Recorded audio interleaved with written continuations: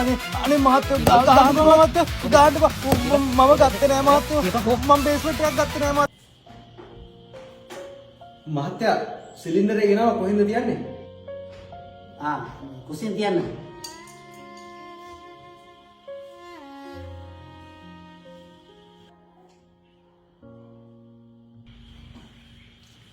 හරි මහත්තයෝ ගෑස් සිලින්ඩරේ හයි කරා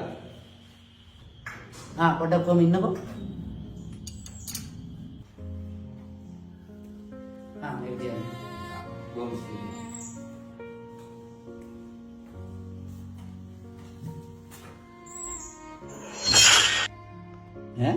මේක තිබ්බ බේස්ලෙට් එක කොයි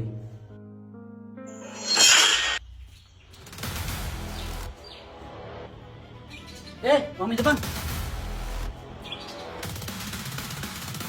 ඇයි මහත්තයෝ ගනින් බේස්ලෙට් එක එළියට මොන බේස්ලෙට් එකද මහත්තයෝ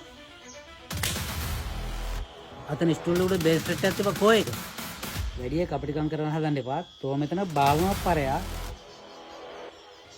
තොට මම රුපියල් 500 දුන්නා ඒ තියෙද්දිනේ තෝ මගේ බේස්ලෙට් එක හොරගම් කරේ DPM එකට අනේ මහත්තයෝ මම කිසිම බේස්ලෙට් එකක් ගත්තේ නෑ මහත්තයෝ මම මේ ඇත්තමයි කියන්නේ DPM මගේ බේස්ලෙට් එක නැත්තම් තෝ බාවනවා මෙතනම මම ඇත්තමයි කියන්නේ මහත්තයෝ මම කිසිම බේස්ලෙට් එකක් ගත්තේ නෑ ඉතින් තෝ මෙහෙම අහන්නේ නැහැ තොට මම හොඳ වැඩක් කරන්න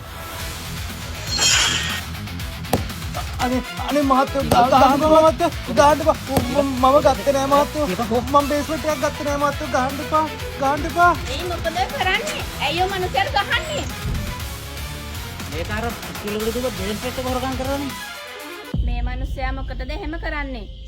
මොකද මේ දුප්පත්තේ උන් ඔහම තමයි අවස්ථාව හම්බුනාම හොරකම් කරනවා. මේ ඒ බේස්ලෙට් එක මේසෙ උඩ තිබිලා මං දාගත්තේ. එකපාරක් හරි මගෙමුත් අහන්නනේ තිබුණේ බලන්නකෝ මේ මනුස්සයාට ගහලා තියෙන විදිහ. මම හිතුවේ මේ සුදු නැති නිසා මේ මිනිස්සයා එක හොරකම් කරන්න ඇති කියලා.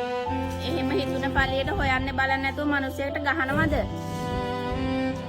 මට සමා වෙන්න. මගේ වැරදි වැටීම නිසායි මම ඒ විදිහට හැසිරුනේ.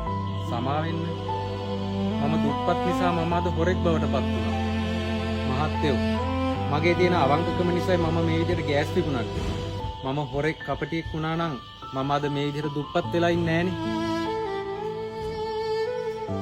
මෙතන තව සල්ලි ටිකක් තියෙනවා. මේ ටිකක් ගන්න. නෑනේ මොකටද මහත්තයෝ ওই සල්ලි මම ওই සල්ලි ගත්තා කියලා මගේ වේදනාව අඩු වෙනවද මහත්තයෝ මහත්තයා මට දුන්න මේ සල්ලිත් මහත්තයා තියාගන්න මහත්තයෝ මට පුළුවන් මහත්තයාට විරුද්ධව පොලිසියට ගිහිල්ලා පැමිණිල්ලක් දාන්න ඒත් මම දන්නවා ඒකෙන් වැඩක් නැහැ මොකද දුප්පත් අපිට පොලිසියෙන් සාධාරණයක් ඉෂ්ට වෙන්නේ නැහැ මහත්තයෝ එතනෙමුත් මම අසරණ වෙනවා මොකද ඒ මගේ දුප්පත්කම නිසා